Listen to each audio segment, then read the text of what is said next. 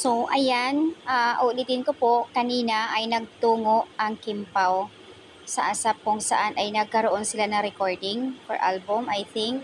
And then, kasama ng Kim Pao ang taga Showtime Kids.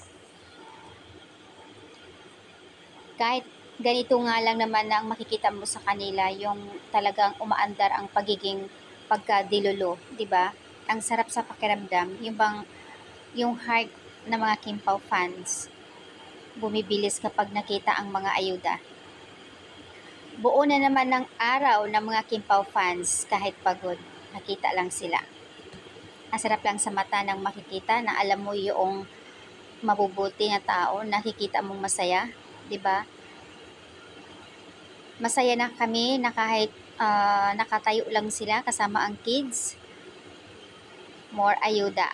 Sana po. Yun lang talaga yung inaantay ng lahat. So, ayan. Pa-reveal nyo naman, relationship reveal. Para matapos na ang lahat. Char lang ayon sa comment.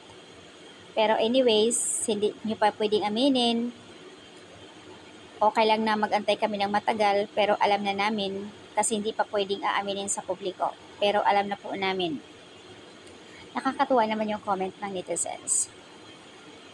Balot na balot si Pau ha, ang init sa Pinas. Pero syempre, sa loob, malamig. Kaya naka-jacket si Pau. So, ayan yung update guys. Nakakatuwa naman yung Kim Pao Forever. Happy ako na sobrang makikita ko ang dalawa. Saan kaya sumakay si Pau?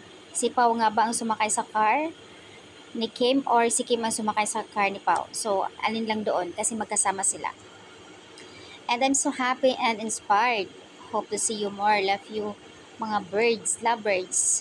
And continue lang manifesting, praying na sana po hindi na magbagong ihip ng hangin na kayo na and more project para sa inyo.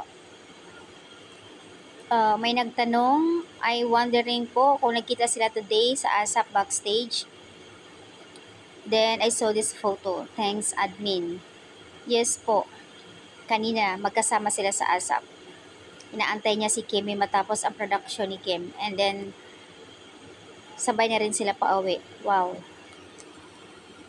Nakaka-good vibes ang comment ng mga netizens, mga Kim Pao fans.